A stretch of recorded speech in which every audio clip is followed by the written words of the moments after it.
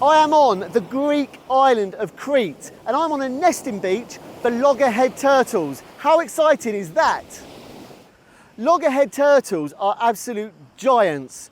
They are the second largest marine turtle in the world, second to leatherback. Loggerhead turtles are the largest hardshell turtle in the world, and it all starts here on a hot sunny beach in a nest, in a hole in the ground of around about 100 eggs.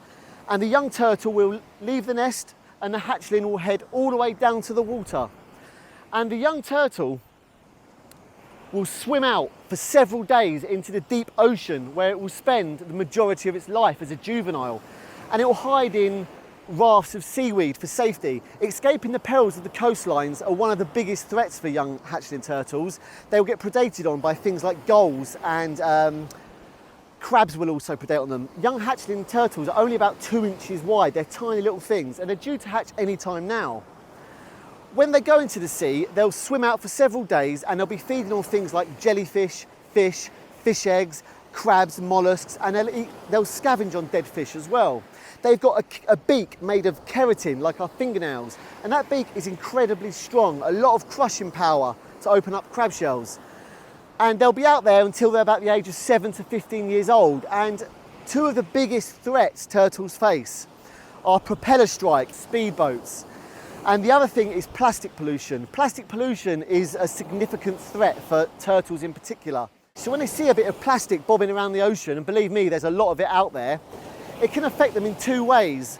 One, they can eat it, and that can lead to a sense of false fullness, where they feel like they're full up, but they're not, and they'll therefore starve to death. And the other thing is it can block their insides as well. And the other risk of plastic pollution is entanglement. They can get caught up fishing hooks in their beaks and their flippers and tangled around, and it can be a horrible death for a young turtle entangled in plastic. So when the turtles are lucky enough to make it to about the age of 15, they'll return from far out in the ocean and they'll have new foraging grounds along the coastline where they'll spend their mature years ready for breeding. So if the turtles are lucky enough to make it to breeding age, which facing all the risk of plastic pollution, COVID masks, things like this floating around in the water, and these balloons that I found on the beach further up, they're lucky enough to make it. What they'll do in the summer months, June, July and August, is having mated, they'll haul out of the water, and it's no mean feat. I mean, in the water, a turtle can outswim a human. They are slick and fast in the water, but on land, very cumbersome. Over 100 kilograms, it's not easy. They'll haul themselves up all the way up the beach to a spot. Very often they will return to the spot they were born to lay their eggs. And they use the stars for navigation to find their way. And they'll come inland, they'll dig a hole, and they'll lay up to 100 eggs in one hole, and then they'll return back into the sea. And once they've finished laying, they're back off into the sea and they never meet their young. So behind me, these ones are due to hatch, having been laid a few months ago. This is a turtle run. And the big problem for navigation for turtles is they use the stars to navigate. Turtles have been here since the dinosaurs, and then suddenly these humans are here lighting the place up. So for an animal that uses the stars and the moon to navigate at night, our light pollution does not help.